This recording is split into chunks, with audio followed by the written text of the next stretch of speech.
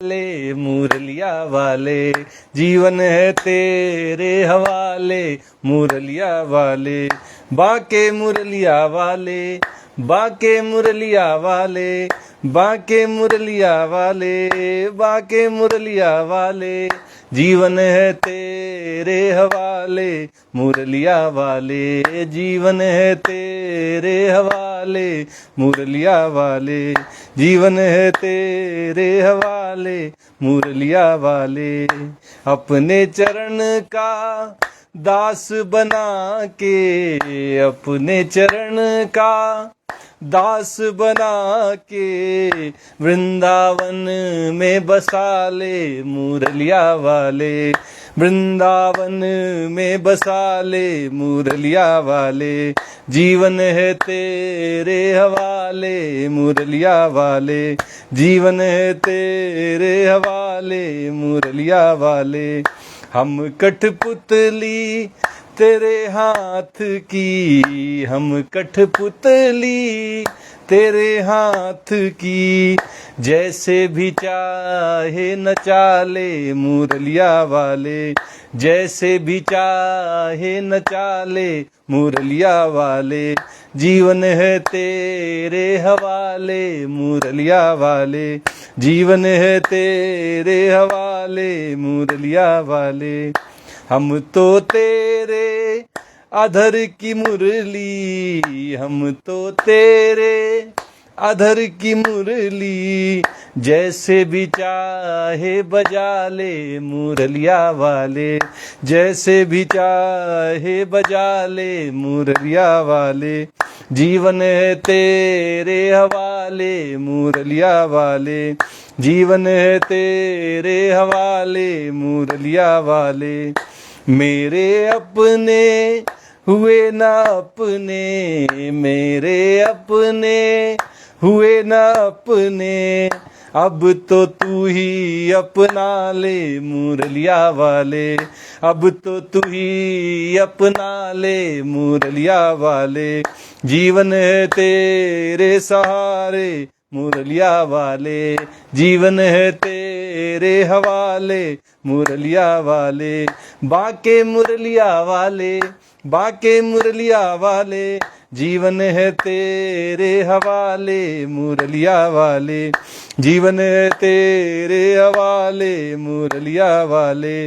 हम भक्तों की अर्ज यही है, हम भक्तों की अर्ज यही है, करुणा कर अपना ले मुरलिया वाले, करुणा कर अपना ले मुरलिया वाले, जीवन है तेरे सहारे मुरलिया वाले, जीवन है तेरे हवाले मुरलिया वाले। हम दिल दे बैठे हैं प्रभु को, हम दिल दे बैठे हैं प्रभु को, अब तो गले से लगा ले मुरलिया वाले, अब तो गले से लगा ले मुरलिया वाले, जीवन है तेरे हवाले मुरलिया वाले, जीवन है तेरे हवाले मुरलिया वाले। हम सब हैं तेरे भजन दीवाने, हम सब हैं तेरे भजन दीवाने, चाहे तो एक दो गवा ले मुरलिया वाले, चाहे तो एक दो गवा ले मुरलिया वाले, जीवन है तेरे सहारे मुरलिया वाले, जीवन है तेरे सहारे मुरलिया वाले, जीवन है तेरे सहारे मुरलिया वाले। जय श्री कृष्णा। आज की श्रीमद् भागवत कथा में आप सबका स्वागत है। श्रीमद् भागवत के तृतीय स्कंद के 5वें अध्याय की कथा चल रही है।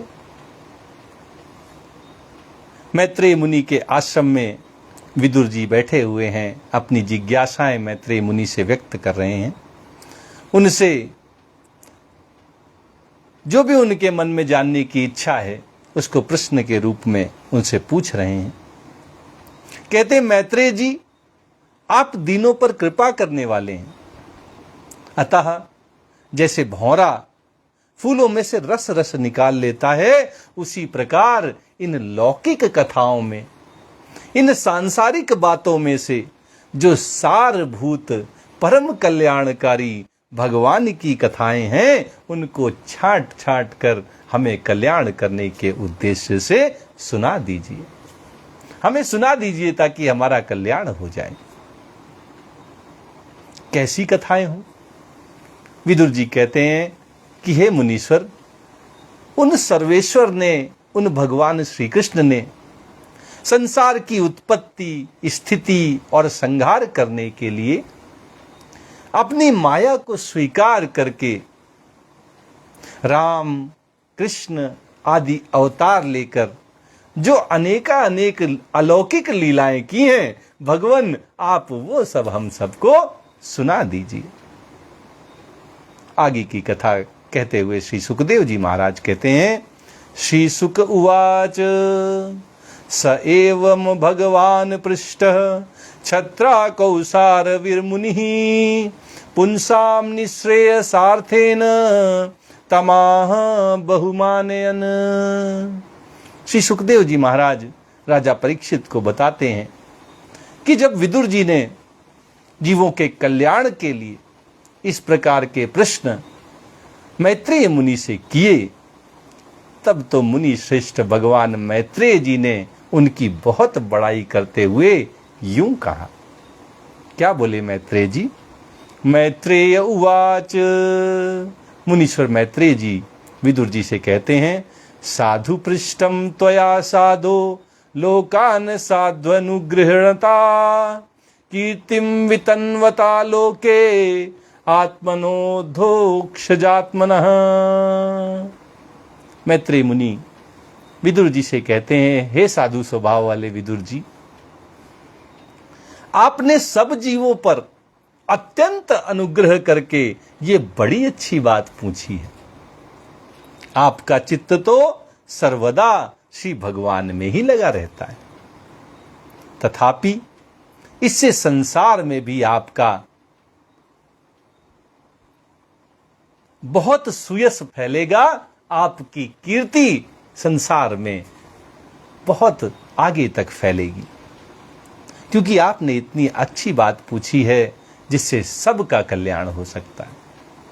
संतों का स्वभाव होता है, वे उन्हीं बातों को पसंद करते हैं जिसमें सारे संसार का कल्याण छिपा हो, जिसमें सबकी भलाई हो।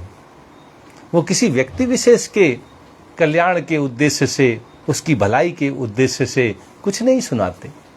उनकी कथाओं का उद्देश्य ही सबका कल्याण करना होता है, सबका भला करना होता है। नैतच्चित्रम त्वयिच्छत् बादरायण वीर्यजे गृहीतो अन्य भावेन यत्त्वया हरिरीश्वरः। विदुर जी से मैत्रेय मुनि कहते हैं कि आप श्री व्यास जी के औरस पुत्र हैं। आपके पिता श्री व्यासदेव जी महाराज हैं, इसलिए आपके लिए ये कोई बड़ी बात नहीं है कि आप अनन्य भाव से सर्वेश्वर भगवान श्री हरि, भगवान श्री कृष्ण के ही आश्रित हो गए हैं। आपके अंदर वो बीज है, और अगर किसी के अंदर अच्छा बीज संस्कार के रूप में बोया जाता है तो कभी ना कभी जीवन में वह लहलहाता हुआ उत्तम कोटि का वृक्ष जरूर बन जाता है। जैसे बीज बोए जाएंगे वृक्ष भी ऐसे ही होंगे। अगर कोई बबूल के बीज लगाएगा तो वो आम रूपी फल नहीं खा पाएगा। मैत्रेय जी कहते हैं, तुम्हारे अंदर तो बीज ही भगवान श्री व्यासदेव जी महाराज का है। ऐसे में अगर तुम ऐसे कल्याणकारी प्रश्न पूछते हो और भगवान के आश्रित हो गए हो, तो इसमें कोई बड़ी बात नहीं है। ये तुम्हारे अंदर बीज रूप में पिरोया गया है, ये बीज रूप में तुम्हें प्रदान किया गया। मांडव्य सापाद भगवान प्रजा संयमनो यमः भ्रातुः क्षेत्रे भुजिष्यायाम जातः सत्यवती सुतात। विदुर जी से मैत्रेय मुनि पूछते हैं कि आप प्रजा को दंड देने वाले भगवान यम ही हैं, आप कोई दूसरे नहीं हैं, आप यम का अवतार हैं। आप भगवान के आशीर्वाद से भगवान की लीलाओं में शामिल होने के लिए आप यहाँ पधारे हैं। आप वास्तव में प्रजा को दंड देने वाले भगवान यम ही हैं।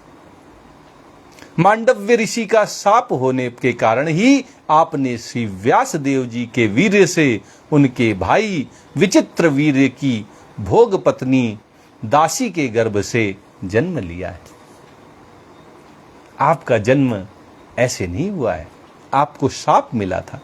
मांडव्य ऋषि ने आपको शाप दिया था और इसलिए जो प्रजा को दंड देने वाले यम हैं उन्हें भी इस धरती में आकर एक दासी के गर्भ से जन्म लेना पड़ा।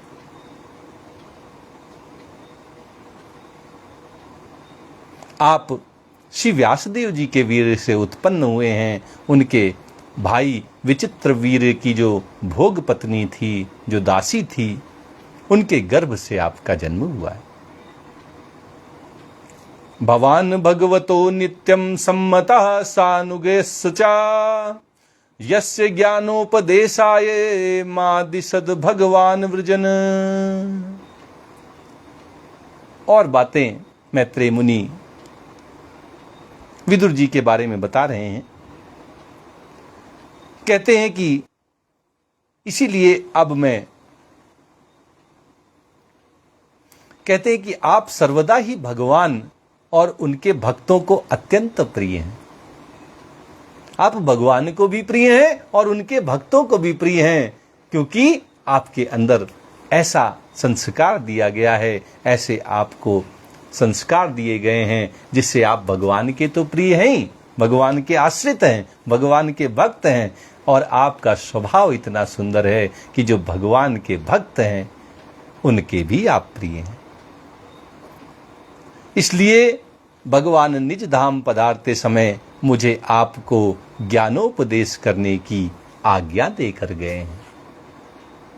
कैसा सौभाग्य होगा विदुर जी का।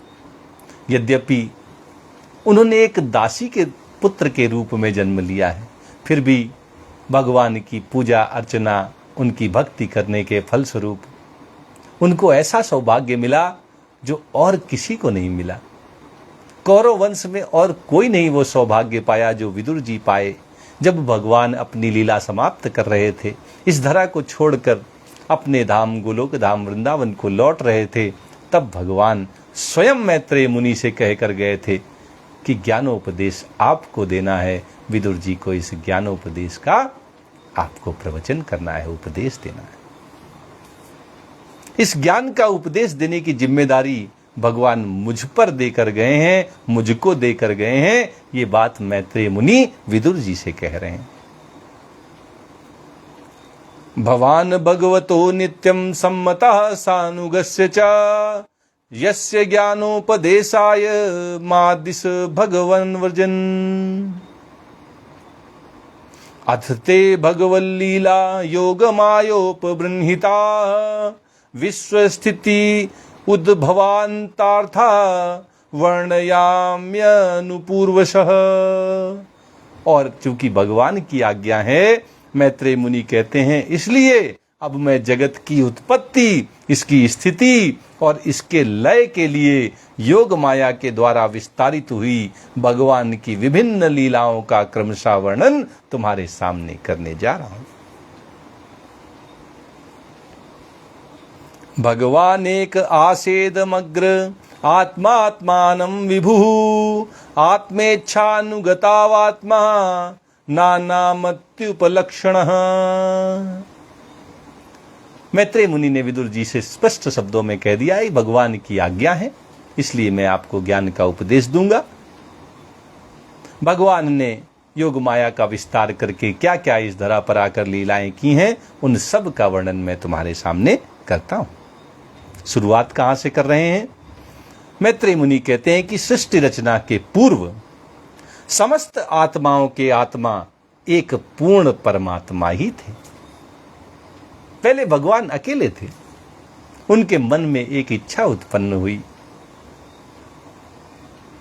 एको अहम बहुश्यामः, मैं एक बहुत भागों में बट जाऊं, तब जाके सृष्टि की रचना हो। इस सृष्टि की रचना से पूर्व भगवान तो अकेले थे, एकमात्र थे। न दृष्टा था न दृश्य था, केवल एक साक्षी परम पिता परमेश्वर भगवान श्री कृष्ण ही थे। न कोई दृष्टा था न कोई दृश्य था। सृष्टि काल में अनेक वृत्तियों के भेद से जो अनेकता दिखाई पड़ती है वो भी वही थे, क्योंकि उनकी इच्छा अकेले रहने की थी। जब तक भगवान की अकेले रहने की इच्छा थी तब तक और दूसरा कोई नहीं था, एक परमात्मा भगवान श्री कृष्ण ही थे। सवा एस तदा दृष्टा नापश्यद दृश्यमेकराट, मेने संतमिवात्मानं सुप्त शक्तिर सुप्त दृक्। वे ही दृष्टा होकर देखने लगे, परंतु उन्हें दृश्य दिखाई नहीं पड़ा, क्योंकि उस समय वे ही अद्वितीय रूप से प्रकाशित हो रहे थे। उनके अतिरिक्त दूसरा कोई नहीं था, अद्वितीय परमात्मा थे, स्वयं प्रकाशित थे। उनको प्रकाश देने वाला भी कोई दूसरा नहीं था। ऐसे में जब उन्होंने दृष्टा बनकर देखने की इच्छा की तो दृश्य के रूप में कोई भी नहीं दिखा।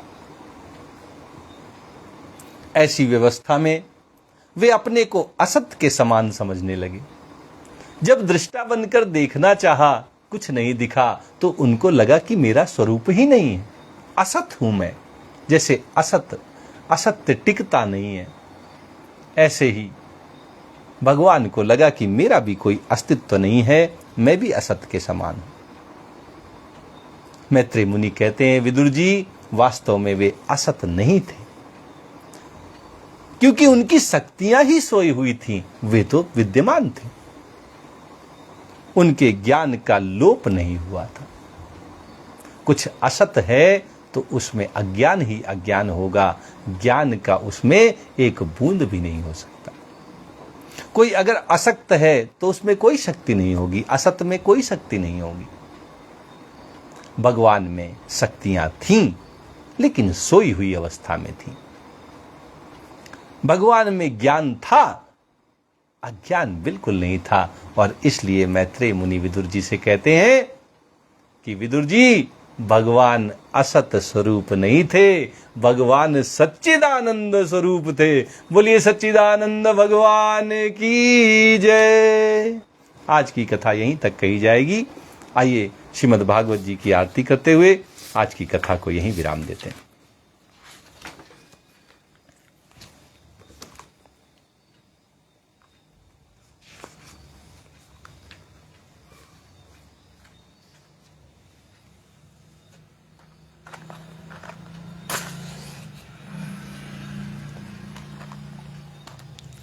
प्रेम से बोलिए वृंदावन बिहारी लाल की जय।